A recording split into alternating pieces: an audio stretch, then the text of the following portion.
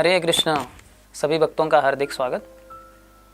हमारे मंदिर की एक बस है जिसमें भक्त ब्रह्मचारीगण गांव-गांव जाकर पुस्तक वितरण करते हैं उस बस में। तो हमारे मंदिर के बस पार्टी के जो इंचार्ज वो बता रहे थे, एक बार वो एक गांव में पहुंचे और उस गांव में उन्होंने बस को पार्किंग कर दिया और पुस्तक वितरण के लिए शुरुआत कर दी। वो घोषणा करते हैं माइक के ऊपर, क्या ये किताब लीजिए, भगवद गीता, श्रीमद् भागवतम इत्यादि मराठी में, अर्थात ये गांव महाराष्ट्र में, मराठी में वो बता रहे थे। तो वहाँ एक बूढ़ी औरत आई, गांव की साधारण, और वो आई और उन्होंने कहा कि श्रीमद् भागवतम का मराठी में जो पूरा संच है वो कितने में है। तो इन्होंने कहा ये बहुत पुरानी बात है, आजकल तो पूरा भागवतम पूरे 18 वॉल्यूम यानी 12 स्कंद में मिलता है, लेकिन उन दिनों में सिर्फ पहले 4 ही वॉल्यूम या उसमें संच थे, संच के 4 ही किताबें थे। तो कहा उन्होंने कि 880 रुपये। तो स्त्री ने सोचा कि ये बहुत ज़्यादा है, तो उन्होंने कहा ये जो पहला जो इसका भाग है इसके कितनी कीमत है। तो हमारे भक्त ने बताया कि 150। तो बोले अच्छा 150।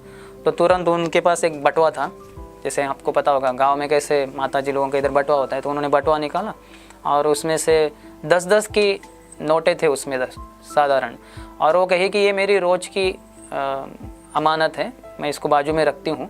तो ऐसे करके बहुत ही पुराने नोटें थे और जो फोल्ड भी किए हुए थे, तो उन्होंने एक के बाद एक निकाली, एक के ऊपर एक रखी और सब कुछ हमारे ब्रह्मचारी के हाथ में दे दिया। तो ब्रह्मचारी ने वो सब गिने, वो बोले कि इसमें 10 रुपये कम है, तो माता जी आप 10 रुपये और दीजिए। बोले बेटा मेरे पास तो इतना ही है, इसके आगे तो नहीं है, बस पूरा दे दिया, पूरा खाली कर दिया। तो वो कहे नहीं माता जी और 10 रुपये ये कम पड़ रहा है करके। तो वो कही नहीं तुम 10 रुपये की क्यों बात कर रहे हो ना, बस मुझे 140 में दे दो फिर। तो वो कहे नहीं हमें मंदिर में इसको सेटल करना होता है और मैं कहाँ से, मैं तो कमाता नहीं हूँ, तो मुझे 150 रुपये ही चाहिए। तो फिर वो कही का हमारे ब्रह्मचारी ने उनको बताया क्यों ना आप किसी और से उधार ले लो, मांग लो। तो वहाँ बाजू में ही एक दूसरा व्यक्ति था जो किताबें देख रहा था। तो ये बूढ़े औरत ने उस व्यक्ति से कहा कि क्या आप मुझे 10 रुपये उधार दे सकते हैं, इधर किताब में कम पड़ रहे हैं। तो उस व्यक्ति ने तुरंत बहुत ही उत्साह से अपने बटुए से, अपने पॉकेट से 10 रुपये की नोट उस स्त्री को दे दी और उसने वो ब्रह्मचारी को दे दी। तो ब्रह्मचारी ने वो लेकर तुरंत उस बूढ़ी औरत के हाथ में वो पूरा पहला स्कंद हाथ में दे दिया। तो जैसे ही वो हाथ में मिला, उसने अपने सर पे स्पर्श किया और इतना खुश हुई वो देखकर। वो ब्रह्मचारी कहते हैं कि आज भी उनके हृदय में, आँखों में वो जो दृश्य है आज भी पूरी तरह से दिखता है उनको कि कितना वो हर्षित हुई। तो देख रही थी पन्ने पलट कर, तो ब्रह्मचारी के मन में एक शंका आई। उन्होंने कहा माता जी आप क्या पढ़ना जानती है, क्योंकि बहुत बूढ़ी थी और जिस तरह से उनका था देखना वगैरह, तो उससे उनको समझा कि शायद इनको नहीं जानना, पढ़ना नहीं आता। तो उन्होंने पूछा कि पढ़ना आता है क्या। वो कही नहीं मैं तो पढ़ नहीं पाती कुछ भी। तो बोले फिर आपने ये किताब कैसे ली। बोले मेरे पोते को ये मैं भेंट में देना चाहती हूँ और वो पढ़ेगा मेरे लिए इस किताब को।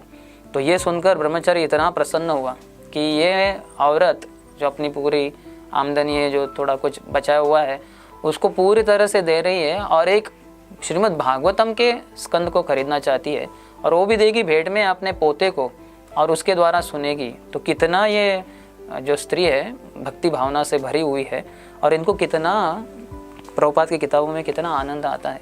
तो ये देखकर वो बहुत ही प्रसन्न हुए। इससे अधिक और कोई बढ़कर भेंट है ही नहीं संसार में, क्योंकि हम दोनों लोगों को देंगे, कुछ फ्रिज देंगे, चप्पल देंगे, टीवी देंगे, ये सब चीज़ें आज है तो कल नहीं, और ये सब चीज़ें भौतिक है और इससे ज़्यादा सुख भी मिलता नहीं, क्योंकि वो भौतिक स्तर पर है। हम शरीर नहीं, हम आत्मा है। ये श्रीमद् भगवद गीता की मूल सीख है। कृष्ण अर्जुन को बताते हैं और बताते हैं हमें कि हम सबको असली आनंद आध्यात्मिक जीवन में आ सकता है। जैसे श्रील प्रभुपाद उदाहरण देते थे, एक मछली को पानी के बाहर निकाला जाए तो वो अन्य किसी भी चीज़ से कभी भी संतुष्ट नहीं रह सकती। उनको पैसा दे दो, सोफ़ा सेट दे दो, लैपटॉप दे दो, मोबाइल दे दो, ये चीज़ों से कभी वो संतुष्ट नहीं हो सकती, उसको चाहिए वापस पानी में जाना। तो उसी तरह से हमारा स्वभाव है भगवान की भक्ति करना, भगवान के बारे में सुनना।